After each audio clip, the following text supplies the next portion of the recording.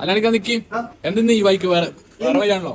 ഇന്ന് പിന്നെ നമ്മളെ ഇന്ത്യ പിന്നെ 2020 കപ്പ് ഉണ്ടായപ്പോ ഞങ്ങളൊരു പിന്നെ വെറ്റല്ല ഞങ്ങൾ വാക്കാതും പറഞ്ഞു ഇന്ത്യ ജയിക്കും തന്നെ ഞാൻ പറഞ്ഞില്ല. അപ്പൊ ഞാൻ പറഞ്ഞു അപ്പൊ അയാൾ പറഞ്ഞു വെറ്റൊക്കെ ഞാൻ വെറ്റൊന്നുമില്ല ഒരു ബിരിയാണിക്ക് വെക്കാം. അങ്ങനെ 3 ബിരിയാണിക്ക് വെച്ചതാണ്. ഞാൻ അവസാന നിമിഷത്തിൽ വന്നാൽ ഞങ്ങൾക്ക് ബിരിയാണി കിട്ടിയാൽ തുള്ളിച്ചാടിരും. പക്ഷെ ബിരിയാണി കിട്ടിയത് അവസാനം വെച്ചാൽ ഞാൻ ജയിക്കും തന്നെ പറഞ്ഞു അവസാന നിമിഷം വരും. അപ്പൊ എന്നാ ബിരിയാണി തിന്നാൽ നമ്മള് ഉസാർക്കിക്ക് പോകണം. ഉസാർക്കി ഹോട്ടൽ ഉണ്ടല്ലോ നമുക്ക് കാസർഗോഡ് ബിരിയാണി എങ്ങനെയാണ് നോക്കാം. അവിടുത്തെ ആ ഉസാർ എങ്ങനെയാണ് നോക്കാം. അപ്പൊ പോലീസോടെ നമുക്ക് പിരിച്ചപ്പാട് നമുക്ക് അങ്ങോട്ടോ ബിരിയാണി പോലീസ് സ്റ്റേഷന്റെ തൊട്ടുപുറത്തെ ഗല്ലിയിട്ട് ഇവിടെ അല്ലേ അവിടെ തന്നെ കാസർഗോഡ് ബിരിയാണി ബിരിയാണി ഞങ്ങള് ഉസാർക്കിയതാണ്.